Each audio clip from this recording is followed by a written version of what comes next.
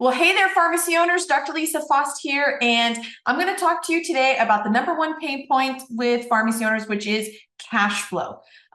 Yes, we all like to talk about profits and how profits are dwindling, but what typically will cause a pharmacy to completely fail apart, maybe have a fire sale or close down, is cash flow. That is what keeps you up at night, that gives you a pit in the stomach, that what causes you to pull your hair out.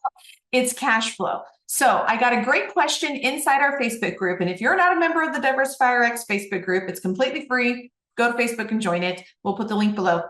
But there was a great question about cash flow where they had changed PSAOs. For those of you that don't know what a PSAO is, that is what a lot of pharmacies use for contracting with PBMs and to get into networks.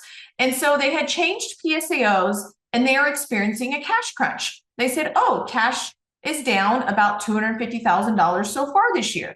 And this year, at the time that I'm making this video, we just ended Q2 and we're just ending April. So we're 4 months into the year, actually Q1 and then into Q2, 4 months into the year. So $250,000 in 4 months is a lot.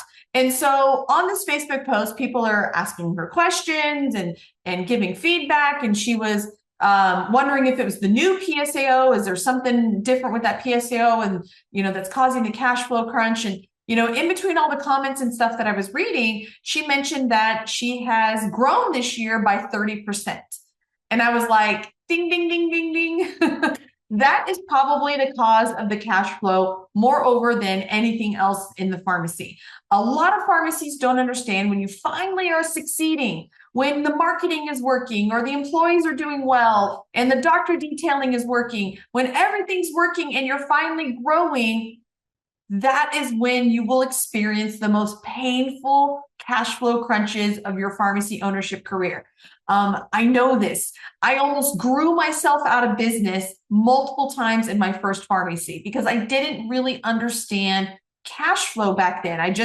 It wasn't something that I had experienced yet. Like I didn't have an MBA, right? I didn't go to, finance business school. I went to pharmacy school. And so I really didn't understand that. And those hard lessons were hard lessons to learn. So here is me helping you hopefully avoid that. So when you grow by a large amount, something like 30%, you are going to experience a huge cash flow crunch if you're a typical retail pharmacy. And what I mean by that is if you buy your drugs from normal wholesalers and you're billing those prescriptions to normal PBMs.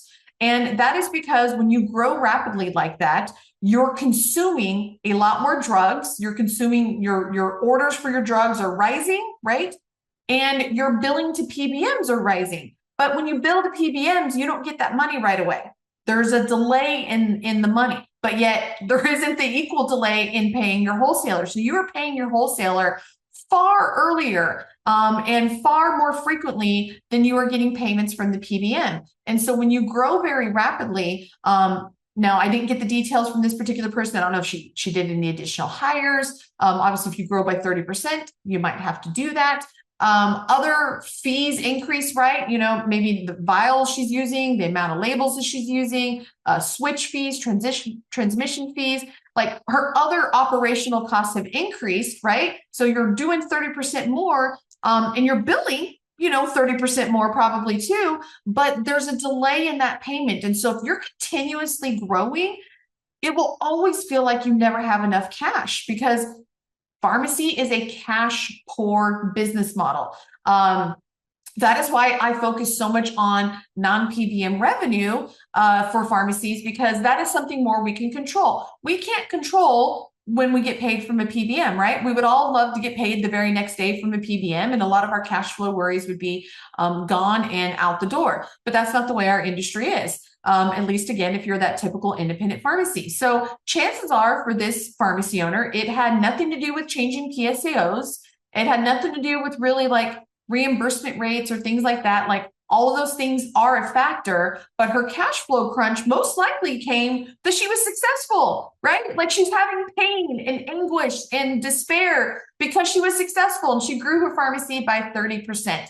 And so if you grow rapidly, just know that behind that rapid growth lies cash flow worries and cash flow issues. So how do you balance that, right? If you're really rapidly trying to grow, maybe you install a thank you card program and a referral program, and maybe another pharmacy closed, or you start doctor detailing and you start getting all this influx. Like, what can you do to offset that? One of the best things that you can do is to increase your cash revenue when your regular PBM revenue increases as well. One of the easiest things to do is to sell OTCs. With all of those new patients coming in, sell them some OTCs. Now, when I say OTCs, I'm just talking generally the front end. It can be supplements, it can be a testing, it can be a tick twister, it can be sunscreen, it can be lip gloss, like whatever it may be. Anything where you give them a product and they give you immediately cash for that. So you get not only your cost back, but you also get your profit right away. So if this person, as they had gone through this 30% increase, if they had focused on adding some additional cash revenue, even $5, right? Even $5 for every prescription that they increased, she probably wouldn't be having the cash flow experience that she'd be having, because that cash would be supplemented by those OTC sales with all that new business. So that's why it's so important as a pharmacy owner to really understand cash flow, profit, all the financial things that maybe you're like, no, I don't want to know that. Please don't make me. It's so critical though, because when you're taking actions in your pharmacy, you need to understand the consequences of those actions, like the second order consequences, and how to prevent them, and knowing what to look for. And so she could have prevented a ton of heartache by just understanding what growth means. And so if you're growing in your pharmacy, or you want to grow in your pharmacy, which I hope you do, like I love growth, like I'm addicted to growth kind of person, just understand what that's going to do for your financials and for your money and your cash and your bank account and your ability to pay employees and rent and all those kinds of things. And so not all growth is equal, right? If you grow a bunch of cash business, like you start selling 503B products, you're not going to have a cash crunch because you're selling them for cash and you're getting that money right away. But if you start growing a whole bunch and you're billing to PBMs, that is going to create a cash crunch because there is a delay in payment from those PBMs for that product and service. So hopefully this was a little educational for you with cash flow. Cash flow is the #1 problem for pharmacy owners. You can control your cash flow. So many pharmacy owners just think like, oh, there's nothing I can do. Absolutely, that's not the case. You absolutely can control your cash flow. Now, you don't have 100% control, right? We can't control the PBMs, but there's a lot of things that you can be doing, from how you purchase your drug products, how you pay for your expenses, how you control your expenses, all the different kinds of things that you can do to help control that cash flow, so you don't experience those, long, sleepless, stomach pain inducing nights that I think every pharmacy owner has experienced multiple times in our pharmacy ownership life. So you can control your cash flow. If you need any help controlling cash flow, that's one of the things that I do inside Pharmacy Badass University. I also have tons of free resources. So if you're watching this video, you're probably watching on YouTube. So go to YouTube and look up our other videos.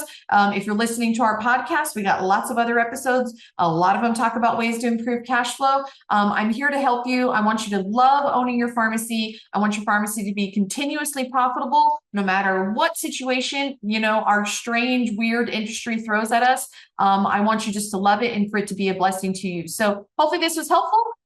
Put a comment or question below. Happy to answer any questions, and I'll talk to you next time. Bye-bye.